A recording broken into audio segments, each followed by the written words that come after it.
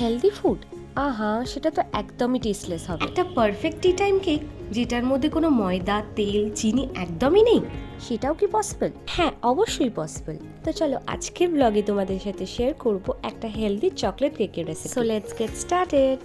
So hi everyone, আমার নতুন একটা ব্লগে তোমাদের সবাইকে ওয়েলকাম। সো ফার্স্টেই আমি ইনগ্রিডিয়েন্টসগুলো রেডি করে নিয়েছিলাম গ্রাইন্ড করে রাখা ওটস, একটা ব্যানানা, সাথে নিয়েছিলাম ঘি, আর তার সাথে পরিমাণ মতো আটা।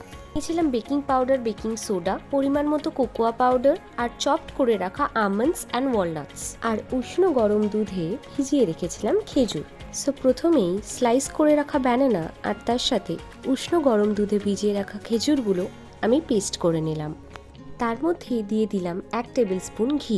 হ্যান্ড হুইস্কার দিয়েই আমি মিক্স করে নিলাম। নাও মিক্স মিক্স মিক্স। এবারে আমি ড্রাই ইনগ্রিডিয়েন্টসগুলো অ্যাড করে নিচ্ছি। প্রথমেই দিয়ে দিলাম আটা, তারপরে দিলাম ওটস, একটা পারফেক্ট চকলেটি ফ্লেভারের জন্য ইউজ করলাম কোকোয়া পাউডার। এবারে দিয়ে দিচ্ছি baking powder and baking soda.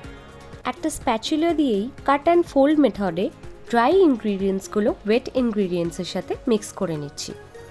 দিলাম উষ্ণ গরম দুধ, and again mix mix mix and mix mix mix. Okay, so finally add করে নিলাম চপড করে রাখা আমন্ডস অ্যান্ড ওয়ালনাটস। বেকিংয়ের জন্য নিয়ে নিলাম কন্টেনার, অ্যান্ড তার মধ্যেই দিয়ে দিলাম আমাদের রেডি করে রাখা কেক ব্যাটার। ফাইনাল ডেকোরেশনের জন্য ইউজ করলাম চপড করে রাখা walnut and almonds. And tada, it's finally ready for baking.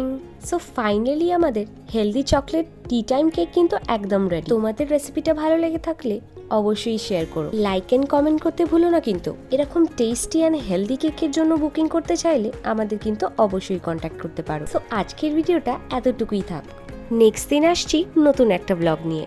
So আজকের মতো টাটা।